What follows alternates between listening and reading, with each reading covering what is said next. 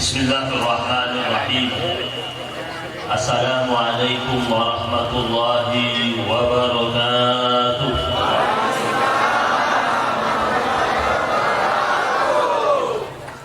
Alhamdulillahi rabbil alamin. Alhamdulillahi wa kafa.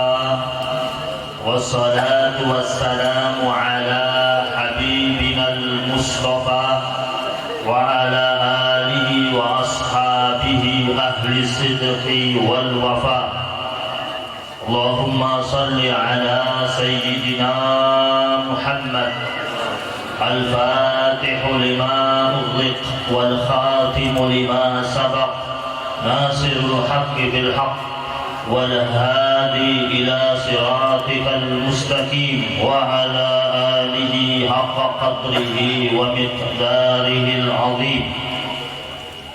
سبحانك لا علم لنا إلا ما علمتنا إنك أنت العليم الحكيم. اللهم علمنا ما ينفعنا وارزقنا علما وأرنا الحق حقا وارزقنا اتباعه وأرنا الباطل باطلا وارزقنا اجتنابه وأدخلنا في عبادك الصالحين.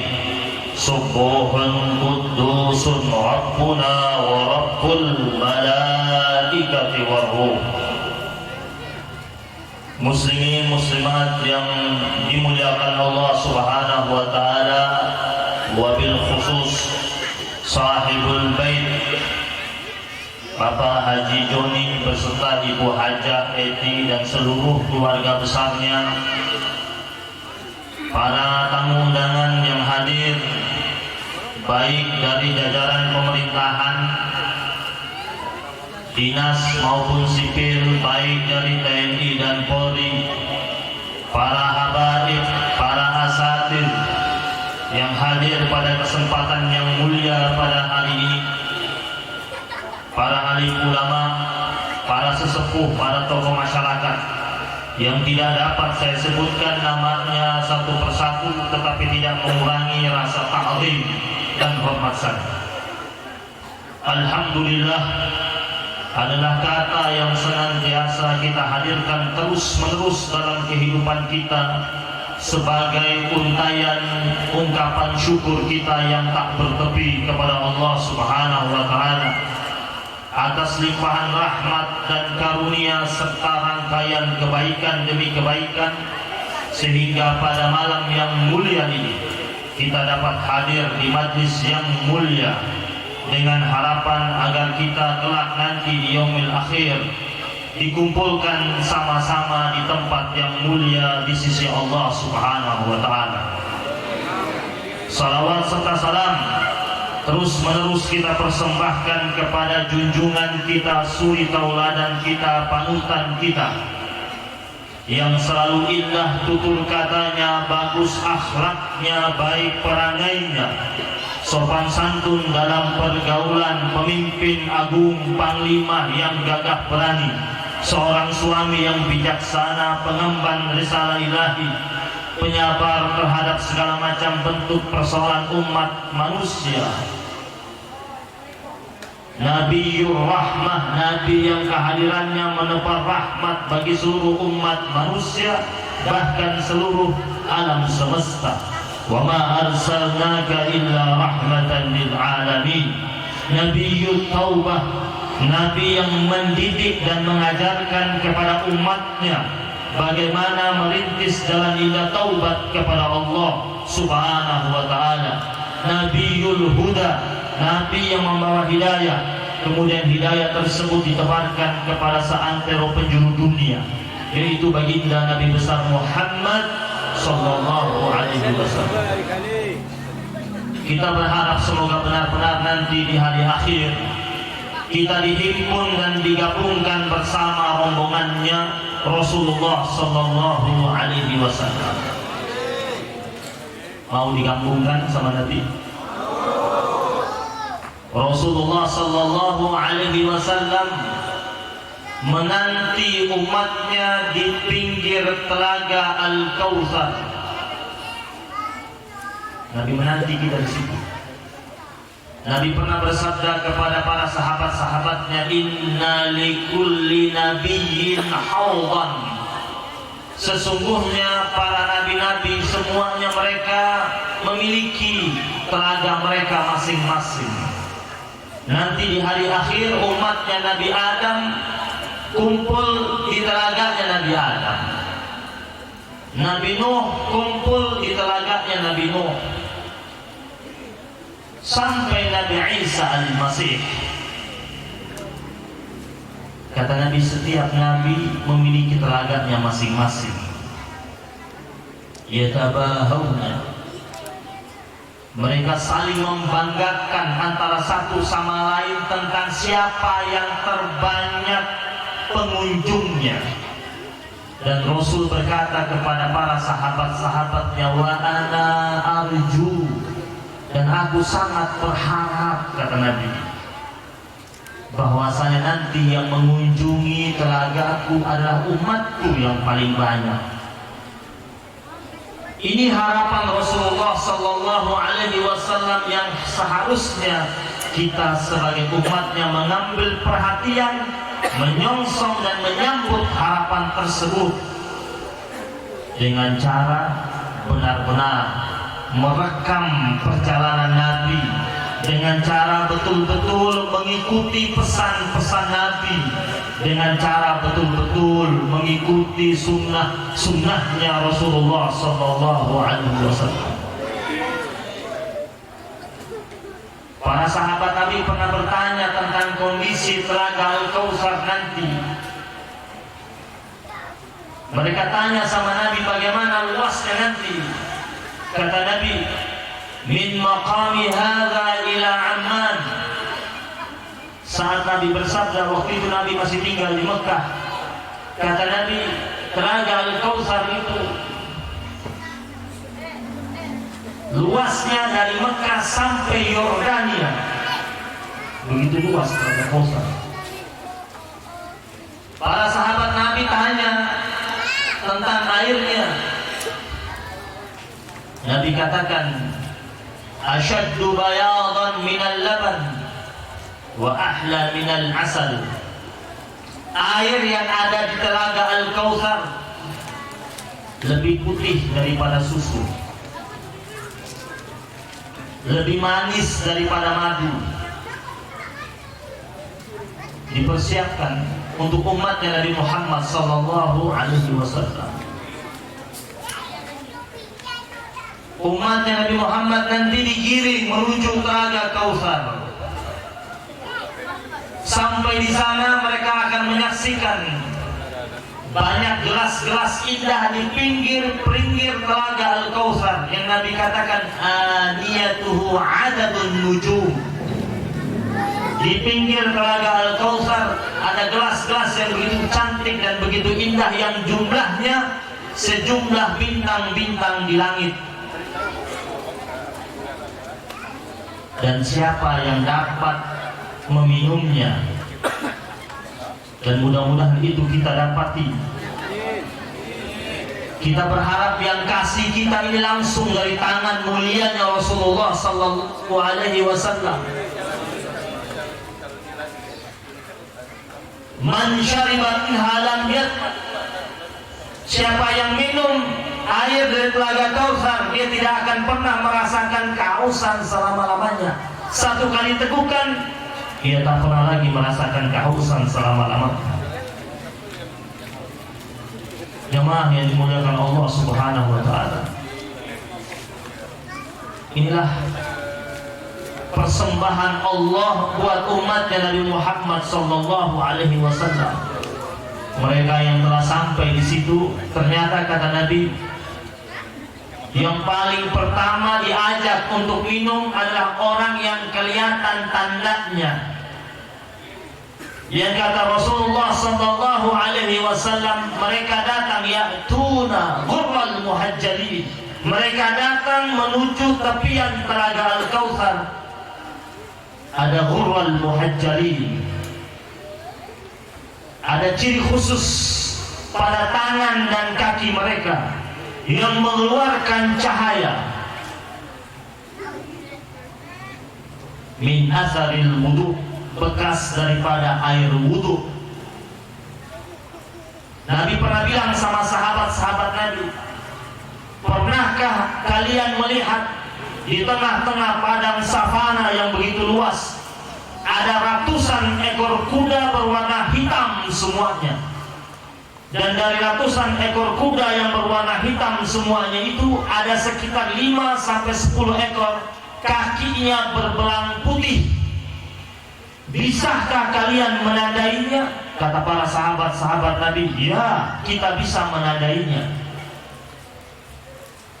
Kata Rasulullah, begitu pula nanti di yaumil akhir, aku menandai umatku dari situ.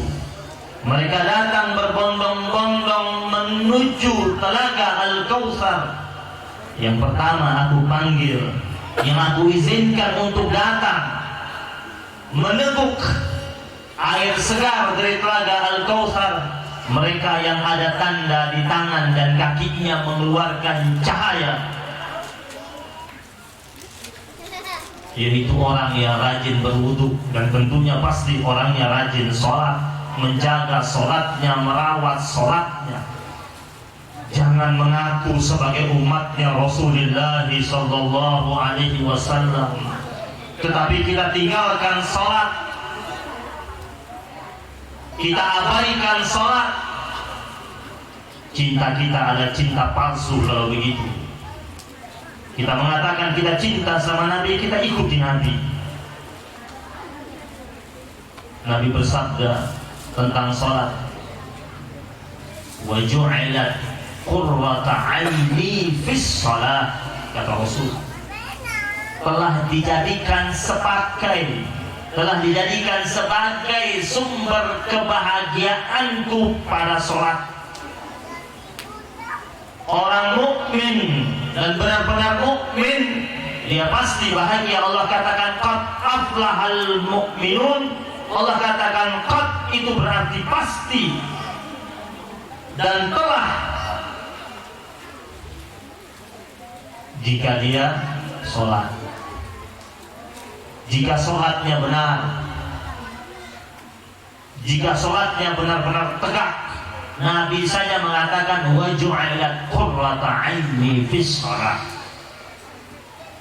Karena sumber kebahagiaan sejati bagi umat Nabi Muhammad sallallahu alaihi wasallam ketika mereka merawat sholatnya. Jemaah yang dimuliakan Allah Subhanahu wa taala, dikisahkan ketika pertempuran Uhud telah selesai, rombongan pasukan Nabi bertolak menuju Madinah. Dari pojok kota Madinah berhentilah seorang wanita menanti dari kejauhan, menanti kabar tentang kepulangan pasukan Nabi, yang di dalamnya ada suaminya dan putranya satu orang berangkat bersama suaminya. Dia menunggu, menanti. Ketika dia melihat kepulan debu dari kejauhan, dia tersenyum melihat bahwasanya ini rombongannya pasukan Nabi kembali. Dia sudah mendengar kabar dari kota Madinah, banyak sahabat-sahabat Nabi yang gugur sebagai syuhada. Ketika rombongan tersebut mulai mendekat, wanita tersebut berlari dengan kencang, dan kemudian ketika mendekati rombongannya pasukan Nabi, dia menyeruak, membelah di tengah-tengah rombongannya pasukan Nabi sambil berlinang air mata. Yang pertama kali keluar dari mulut wanita tersebut, dia bukan cari suaminya. Dia tidak berkata mana suamiku. Dia pula tidak berkata mana putra kesayanganku yang ikut berangkat sebagai pasukan tempur. Sambil berteriak, dia mengucapkan aina Rasulullah. Pertama kali yang dia ucapkan, mana Rasulku, mana Rasulullah. Kenapa? Karena dia lebih mencintai Rasulullah ketimbang suami dan anaknya. Ketika dia berkata, mana Rasulullah? Sahabat-sahabat Nabi yang berada di sekitar Rasulullah berusaha untuk mendekati wanita ini dan membujuknya untuk tenang. Mahlan, mahlan ya Ummah, wahai ibu, tenang, tenang. Lalu para sahabat menyampaikan berita duka padanya. Setelah menenangkan wanita tersebut, ketika dikatakan kepadanya, suamimu gugur sebagai syuhada Uhud, dia masih mengatakan, mana Rasul? Seakan-akan dia tidak gubris kabar tersebut. Dikabarkan lagi kepadanya, anakmu gugur juga sebagai syuhada Uhud. Dia tetap mengatakan, mana Rasulullah? Sahabat-sahabat Nabi menggiringnya dan menghantarkannya ke hadapan Rasulullah. Ketika dia sampai di hadapan Rasulullah sallallahu alaihi wasallam, dia berdiri kaku bagaikan patung. Untuk sekian detik dia tatap begitu dalam wajah Rasulullah sallallahu alaihi wasallam. Dan dia katakan, ya Rasulullah, seluruh musibah bagiku ringan di hadapanku, dan aku tidak akan merasakan kesedihan apapun setelah aku melihat engkau selamat.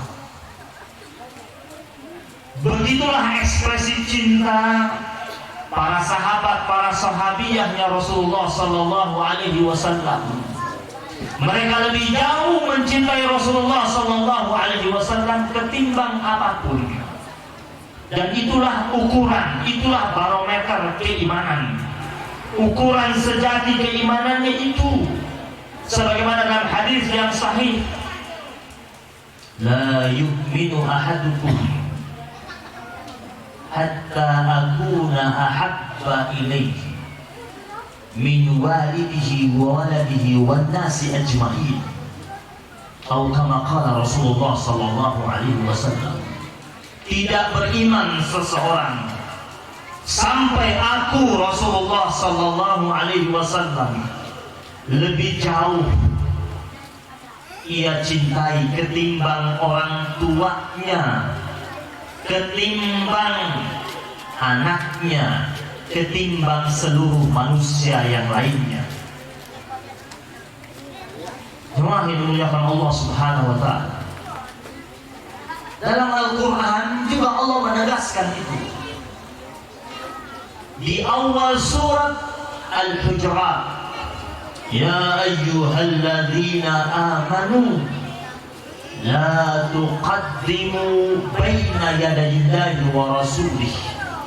Hai orang-orang yang beriman, janganlah kalian mendahulukan diri kalian ketimbang Allah dan Rasul. Ini perintah Allah, dimulai dengan ya ayyuhalladzina amanu, hai orang-orang yang beriman. Kita mengaku kita sebagai hamba Allah yang beriman. Allah katakan, kalau memang beriman, jangan kalian dahulukan diri kalian ketimbang Allah dan Rasulnya. Abu Bakar As-Siddiq radhiyallahu ta'ala anhu ketika diajak oleh Rasul untuk berangkat hijrah, dia menangis gembira. Dia berangkat ke pasar kota Mekah. Dia belanja 2 ekor onta yang bagus di kota Mekah buat dia dan buat Rasulullah sallallahu alaihi wasallam. Setelah ia belanja, bukan dia bawa 1 ekor ke rumahnya, sisanya dia bawa ke Rasulullah. Tidak, dua-duanya dia tenteng, dia bawa ke Rasulullah sallallahu alaihi wasallam. Setelah sampai di hadapan Rasul dan dia katakan, wahai Rasulullah, saya sudah beli di pasar kota Mekah, silakan engkau pilih mana yang mau kau ambil, sisanya baru buat saya. Padahal dia beli pakai uangnya. Dia mendahulukan Rasulullah sallallahu alaihi wasallam. Inilah akhlak para sahabat-sahabat tadi, mengikuti perintah Allah dan sunnah hadis Rasulullah sallallahu alaihi wasallam. Makanya ketika Ja'far bin Abi Thalib bersama beberapa sahabat-sahabat Nabi berangkat pergi minta suaka perlindungan ke Raja Habasyah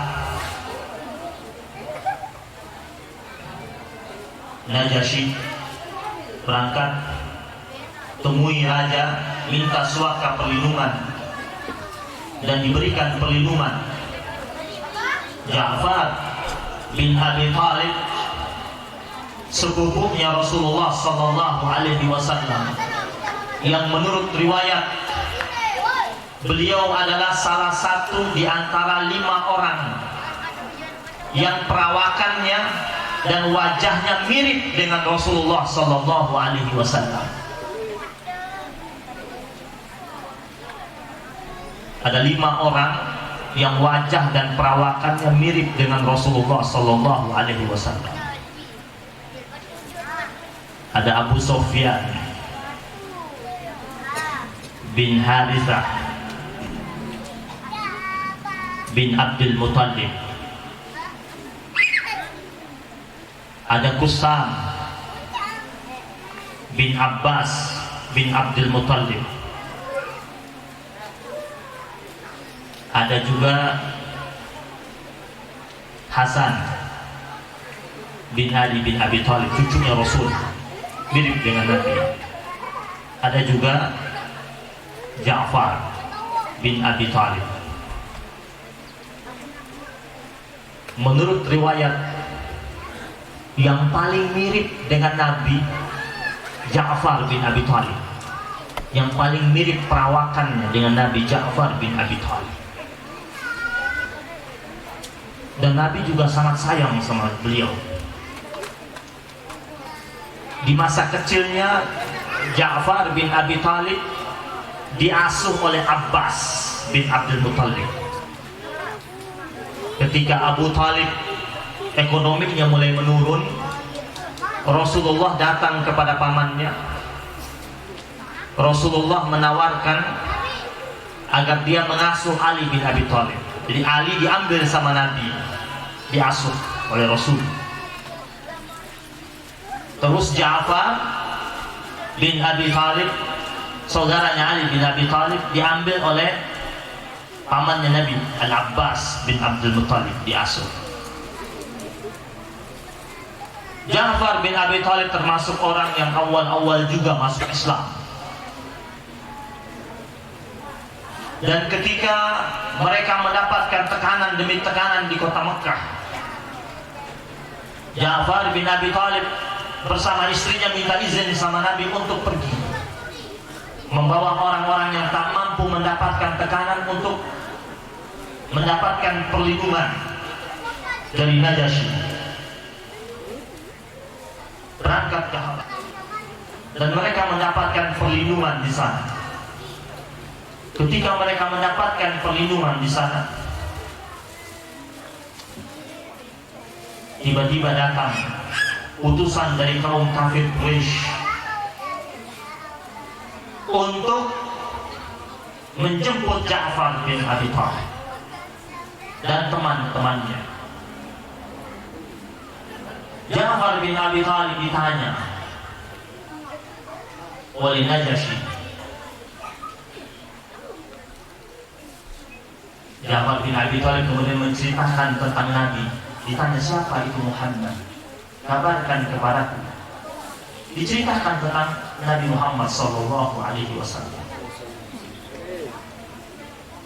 Lalu ini raja coba lagi tanya kepada utusan dari orang-orang kafir Quraisy. Utusan dari orang-orang kafir Quraisy ketika datang jumpa sama raja ini, Najasyi tanya, bagaimana pendapat kalian tentang Muhammad sallallahu alaihi wasallam? Jemaah yang dirahmati Allah Subhanahu wa taala, sang utusan ini berkata, laulal haya min ay ya'ziru alayya kadhiban lakadzabtu an Muhammad. Kalau tidak karena malu saya nanti bakalan di kemudian dibilang sebagai tukang dusta, saya akan berdusta tentang siapa itu Muhammad sallallahu alaihi wasallam. Hanya dia merasa malu nanti kalau ketahuan dia bohong, berita yang dia sampaikan tidak sesuai fakta. Dia malu dan dia takut nanti ketahuan berbohong. Akhirnya dia bicara jujur. Dia bilang, kalau kau tanya siapa itu Muhammad, orangnya kami mengenalnya melebihi kami mengenal anak kandung kami sendiri. Dari kecil kami tidak pernah menjumpai dia berdusta. Terkenal sebagai orang yang amanah dan kami berikan dia julukan sebagai Al-Amin. Terus utusan tersebut mengatakan lagi kepada Raja Najasyi, saya sudah keliling mengunjungi kerajaan-kerajaan, ketemu dengan penguasa-penguasa. Saya tidak pernah menyaksikan pengikut sang raja memperlakukan rajanya seperti pengikutnya Muhammad sallallahu alaihi wasallam memperlakukan Muhammad sallallahu alaihi wasallam. Ketika dia berkata, semuanya mematuhinya. Ketika ada perintah darinya, mereka semua cepat-cepat bekerja. Bahkan mereka berlomba-lomba untuk melaksanakan perintah tersebut. Ketika dia berjalan, mereka semua berusaha untuk mengitarinya dan melindunginya. Pengikut-pengikutnya rela mengorbankan apa saja yang mereka miliki untuk Muhammad sallallahu alaihi wasallam. Mereka berikan harta mereka, keluarga mereka, jiwa mereka, raga mereka persembahkan demi Muhammad sallallahu alaihi wasallam.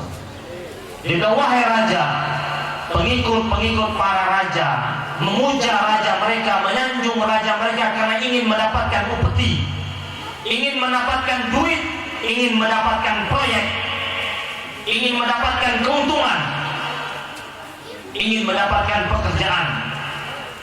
Maka raja mereka disanjung. Tetapi pengikutnya Muhammad sallallahu alaihi wasallam tidak. Mereka korbankan semua yang mereka miliki. Inilah Rasulullah sallallahu alaihi wasallam. Para sahabat Nabi menunjukkan cinta mereka dengan gayanya yang berbeda-beda. Dan dalam Islam, catat baik-baik, dalam Islam cinta itu tidak bertepi, cinta itu tidak ada batasnya, dan tidak ada kata-kata berlebihan dalam cinta. Karena setiap orang pasti punya cara masing-masing mengekspresikan cinta, dan itu sah-sah saja. Begitu pula para sahabat-sahabat Nabi mengekspresikan cinta mereka kepada Rasulullah sallallahu alaihi wasallam. Sebagaimana seorang pedagang minyak wangi, setiap kali dia mau pergi berdagang, mampir di depan rumahnya Rasulullah sallallahu alaihi wasallam, dia mengucapkan salam, assalamualaikum ya Rasulullah. Lalu pergi dagang, Rasul buka pintu, jawab salamnya. Dia meyakini salam itu kan doa. Kalau dia ucapkan salam, Nabi jawab, berarti Nabi doain dia. Tiap pagi dia dapat doa dari Nabi, karena dia pedagang nih, hitung-hitungan juga. Assalamualaikum ya Rasulullah, ditungguin, Nabi buka pintu, waalaikumsalam, itu doang. Terus pergi dia. Tiap hari begitu, tiap pagi. Padahal pasarnya itu tidak jauh dari rumahnya, dia rela muter lewat rumah Nabi. Assalamualaikum ya Rasulullah, biar dia didoain Nabi. Hingga suatu hari dia ucapkan salam 2 kali. Pagi dia ucapkan salam, sore pulang dari pasar dia lewat lagi, dia ucapkan salam. Dan ternyata itu salam terakhir yang diucapkan buat Rasulullah sallallahu alaihi wasallam. Setelah itu dia berangkat pergi keluar kota, pergi belanja barang dagangan, dan meninggal di tengah perjalanan. Lepas beberapa waktu berlalu, lebih dari 1 minggu, Nabi tanya sama sahabat-sahabat Nabi, itu biasa yang lewat depan rumah saya tiap pagi mengucapkan salam, kemana dia? Bayangkan, Nabi jadi rindu sama dia. Nabi tanya sama sahabat-sahabat Nabi. Sahabat Nabi pergi cek, pergi cari tahu. Akhirnya mereka dapatkan kabar ternyata orang itu sudah meninggal dunia. Apa kata Rasul? Di mana dia dimakamkan? Agak jauh wahai Rasul. Ayo antarkan aku ke sana. Nabi diantarkan ke makamnya. Apa yang terjadi? Sampai di makamnya, Nabi berdiri, diikuti oleh sahabat-sahabat besar bersama Rasulullah Sallallahu Alaihi Wasallam.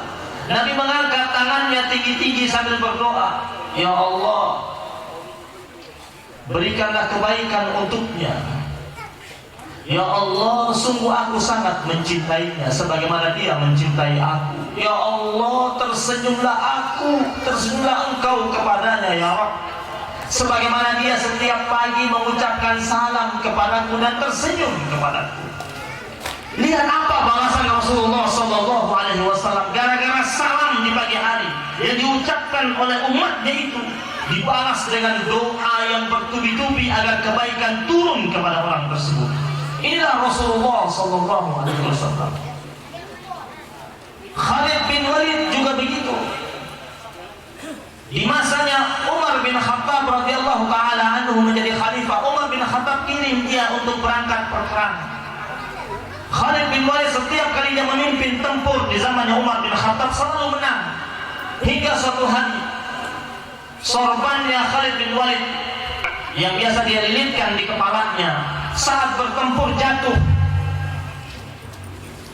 Khalid bin Walid turun dari kudanya, merangkak di tengah-tengah bergemuruhnya pasukan semata-mata untuk memungut sorbannya dan baru dipakai lagi. Sampai pengawalnya sibuk untuk mengamankan Khalid bin Walid. Ini panglima bisa terbunuh, merangkak di tengah-tengah bergemuruhnya pertempuran gara-gara untuk memungut sorbannya. Ketika selesai pertempuran, pengawal-pengawalnya bilang, wahai panglima, kenapa engkau turun dari kudamu hanya untuk memungut sorbanmu? Kan bisa cari sorban yang lain nanti. Kami menyaksikan engkau melakukan itu. Apa sebabnya? Khalid bin Walid melepas sorbannya, letakkan ke bawah, lalu dia buka. Ternyata ada satu helai rambutnya Rasulullah Sallallahu Alaihi Wasallam yang dia simpan di sorbannya. Dia mengatakan bukan masalah sorbannya. Ketika ia terjatuh, aku tidak mau rambutnya Rasul Sallallahu Alaihi Wasallam diinjak-injak oleh kuda-kuda pasukan musuh. Makanya aku rela turun walaupun nyawa taruhannya semata-mata menyelamatkan rambut Rasulullah Sallallahu Alaihi Wasallam. Apa ini? Cinta. Inilah ekspresi cinta. Sahabat Nabi dengan gayanya masing-masing. Sebagaimana Hasan bin Thabit dengan untayan-untayan syairnya menyanjung dan memuji Rasul. Sebagaimana Bilal yang tidak mau mengumandangkan azan setelah Rasul wafat karena dia tidak sanggup lagi mengucapkan nama Muhammad. Kalau dia dengar orang sebut Muhammad, nangis langsung Bilal. Terpukul dia. Orang yang jalan bersamanya bergandengan tangan setiap kali berangkat sholat subuh. Setiap kali mau berangkat sholat subuh dia mampir di rumahnya Rasul mengucapkan salam, menjemput Nabi. Setelah menjemput Nabi sama-sama jalan menuju Masjid Nabawi. Lalu dia menyaksikan Rasul telah tiada, dibujuk oleh sahabat-sahabat yang lain untuk mengumandangkan azan. Aku tak sanggup lagi, kata Bilal. Sampai ia pergi menjauh dari Madinah. Sampai akhirnya Rasul datang dalam mimpi, menegurnya. Ada apa Bilal? Mengapa kau jauh? Mengapa kau jauh dariku? Bilal tersentak dari mimpinya. Kembali dia ke Madinah. Ketika dia masuk Madinah, terkejut para sahabat-sahabat Nabi. Lalu datanglah Fatimah Zahra bersama salah satu putranya.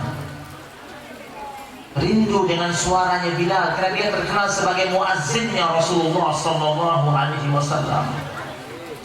Mereka kenang Bilal sebagai orang yang benar-benar mengesahkan Allah Subhanahu wa taala di bawah terik matahari, ditimpa batu yang begitu besar di atas perutnya, dia hanya mengucapkan ahad, ahad. Dia tidak mau menggadaikan keimanannya di bawah tekanan dan siksaan. Lalu mereka bujuk Bilal untuk azan. Kata Bilal, kalau bukan karena permintaannya putrinya Rasulullah dan cucunya ini yang sangat disayangi oleh Rasulullah, aku tak akan melakukannya. Lalu mulailah Bilal mengumandangkan azan. Ketika Bilal mulai azan, ramai riuh kota Madinah, semuanya berhamburan keluar. Karena dalam beberapa bulan mereka tidak mendengar suaranya Bilal, tiba-tiba dengar lagi suaranya Bilal. Mereka juga rindu dengan suara itu. Banyak sahabat-sahabat yang meneteskan air mata, ingat kembali sama Rasulullah. Lalu apa yang terjadi? Ketika sampai kepada asyhadu anna Muhammad Rasulullah,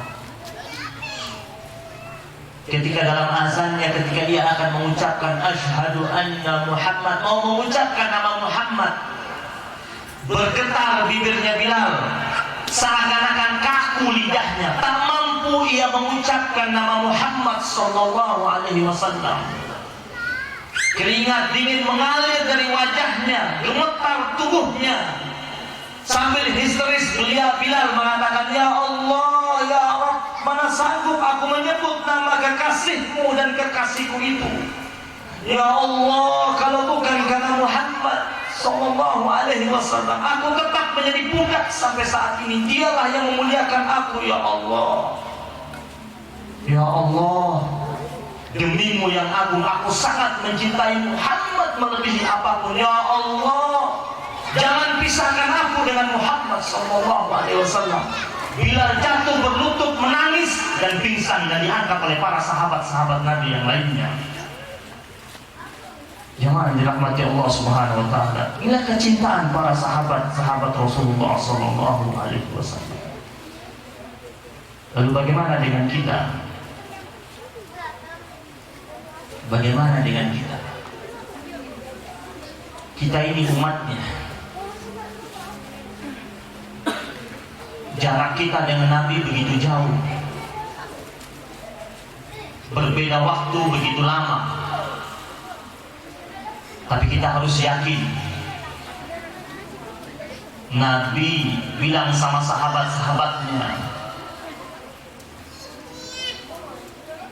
ada di antara umatku nanti yang aku panggil dengan sebutan ikhwani, saudara-saudaraku. Sahabat pernah mengatakan kepada Rasul,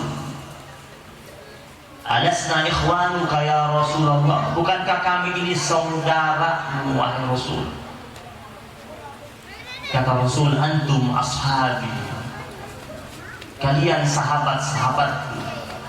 Yang namanya sahabat Nabi yang hidup bersama Nabi, menyaksikan Nabi, duduk bersama Nabi, melihat wahyu turun kepada Nabi, berislam dan beriman bersama Nabi, itu sahabat.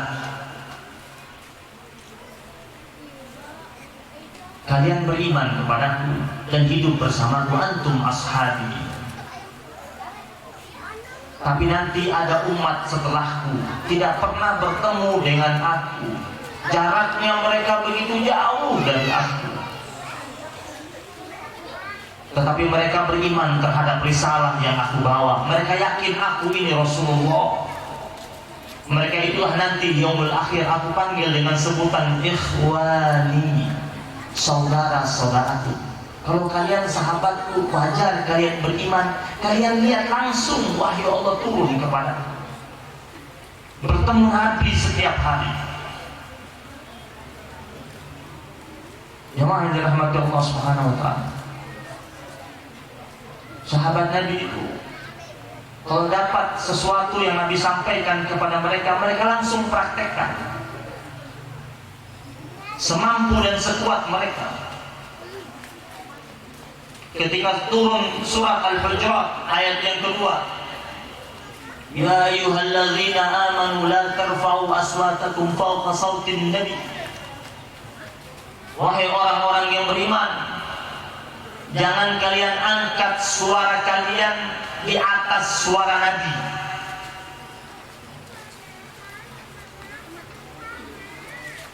Wala tajharu bil qawli kajahri ba'dikum li ba'd. Dan janganlah kalian memanggil Rasul sebagaimana kalian memanggil sesama di antara kalian. Beda. Ini perintah Allah. Suara tidak boleh lebih tinggi dari suara Nabi. Jadi kayak apa tuh sahabat ketika ngomong di hadapan Nabi? Itu Allah yang suruh. Ketika ayat ini turun, ada seorang sahabat Nabi, orang Badui. Suaranya gede dan memang bawaannya gede. Suaranya dari lahir memang gede kalau ngomong. Ketika ayat ini turun, tiba-tiba dia menghilang. Gak pernah muncul lagi, gak pernah hadir lagi di majlisnya Rasulullah SAW. Dicari sama Nabi, kata Nabi, kemana sudah hilang lebih dari 2 minggu, kemana dia pergi? Mungkin dia sakit, atau mungkin ada urusan keluarga, coba cari tahu, kata Nabi. Ini Nabi perhatian sama umatnya. Dicari, dicek sama sahabat-sahabat Nabi, dapat dia ada di rumahnya, lagi sehat, gak ada urusan keluarganya, tidak ada masalah keluarganya. Lalu kata sahabat Nabi, ayo dipanggil Nabi. Dia bilang nanti dulu. Dia bilang sama sahabat Nabi yang datang menyusulnya, tidak tahukah kalian ketika ayat ini turun, ya ayyuhalladzina amanu la tarfa'u aswatakum fawqa sautin Nabi. Jangan angkat suara kalian di atas suara Nabi. Teman-temanku, kalian tahu kan suara saya gede, besar. Ini saya lagi menghindar, lagi latihan untuk turunkan suara saya. Karena saya takut nanti kalau ketemu di hadapan Nabi, suara saya masih besar. Dan Allah tidak mau tahu siapapun kalian, apapun alasannya. Jangan merasa ini saya dari suku ini biasa suara seperti sini. Gak bisa. Di hadapan Nabi perintahnya umum, kata Allah. Jangan angkat suara kalian di atas suara Nabi. Kenapa? Karena Allah katakan di akhir ayat itu, antah bato'a'man. Kalau kalian lakukan, kata Allah, suara kalian lebih tinggi daripada suara Nabi, amal kalian batal semua. Wa antum la tash'urun. Sedangkan kalian tidak sadar. Bayangin, suara lebih tinggi di hadapan Nabi, amalnya batal semua. Makanya sahabat-sahabat Nabi ketika duduk di hadapan Nabi, lebih banyak mereka diam dan tidak ngomong. Kalau mereka bicara, bicaranya sepantasnya. Dan ketika mereka ngomong, suara mereka 1 oktav atau 2 oktav di bawah suaranya Nabi. Ketika mereka duduk di hadapan Nabi, diriwayatkan kepala mereka tertunduk seakan-akan ada burung yang bertengger di atas kepala mereka. Tak ada di antara mereka mampu melukiskan yang sebenarnya wajahnya Rasulullah sallallahu alaihi wasallam. Man ra'a wajhaka yas'ad. Siapa yang melihat wajah Nabi, orangnya menjadi senang, suka dan terpukau serta terpesona. Anas bin Malik radhiyallahu taala anhu pernah keluar di malam hari di saat bulan purnama. Dia menyaksikan Rasulullah sallallahu alaihi wasallam lagi berdiri di pojok pemakaman Baqi. Dia lihat dari kejauhan, kata Anas bin Malik, pada malam hari itu bulan purnama. Ra'aitu Rasul, summa ra'aitul qamar. Ra'aitul Rasul, summa ra'aitul qamar. Aku lihat Rasulullah, aku lihat bulan purnama. Aku lihat lagi Rasulullah, aku lihat lagi rembulan berkali-kali. Fa innahu ajmal minal qamar. Kata Anas bin Malik, dia jauh lebih indah daripada purnama tersebut. Anas bin Malik melukiskan Nabi seperti itu. Maka kita ini baru lagi rame-rame orang, ada orang dengan tega menghina dan melecehkan Nabi. Kalau orang menghina dan melecehkan kita, kita masih boleh bertahan. Tetapi ketika yang dilecehkan itu Allah dan Rasulnya, maka kita harus bertindak, harus mengambil sikap. Ada orang di Prancis sana dengan gegabah melecehkan Rasulullah Sallallahu Alaihi Wasallam, figur kita, panutan kita, manusia mulia, manusia utama, kekasihnya Allah Subhanahu Wa Taala yang sempurna diciptakan di atas muka bumi ini, yang maksum, yang terjaga dari segala macam bentuk kesalahan, yang dosanya diampuni baik terdahulu maupun yang akan datang. Terus kita disuguhkan oleh tampilan penghinaan kepada Rasulullah Sallallahu Alaihi Wasallam, maka umat Islam harus melakukan protes dan mengambilkan sikap, menunjukkan eksistensinya. Karena kemuliaan Rasul adalah kemuliaan Islam, dan kemuliaan Rasul adalah kemuliaan Allah Subhanahu wa Ta'ala. Rasulullah Sallallahu Alaihi Wasallam ketika ia diganggu secara pribadi, beliau tenang dan diam. Tetapi ketika ia diganggu sebagai Rasulullah, Rasul tidak menerimanya. Rasul mengambil sikap. Maka penghinaan yang terjadi saat ini ada berkenaan ia sebagai Rasulullah Sallallahu Alaihi Wasallam. Maka kita harus mengambil sikap. Tunjukkan bahwasanya kita umat Islam punya izzah, punya kemuliaan. Jemaah yang dirahmati Allah Subhanahu Wa Taala, mudah-mudahan majlis kita mendapatkan limpahan rahmat dan keberkahan dari Allah Subhanahu Wa Taala. Dan kita berdoa mudah-mudahan sebagaimana malam hari ini kita merayakan peringatan Maulid Nabi besar Muhammad Sallallahu Alaihi Wasallam, kita mendengarkan kisah hidupnya dari awal kelahirannya, masa kecilnya, remajanya, masa ia diangkat menjadi Rasul sampai masa wafatnya. Mudah-mudahan nanti di yaumil akhir kita mendapatkan penyambutan dari Rasulullah Sallallahu Alaihi Wasallam. Kita berharap mudah-mudahan nanti ketika kita akan meninggal dunia, kita disambut oleh Rasulullah Sallallahu Alaihi Wasallam. Terakhir, ada kisah dulu di Madinah, ada seorang ulama ahli hadis yang bernama Syekh Muhammad bin Muhammad Asy-Syamkiti, ahli hadis.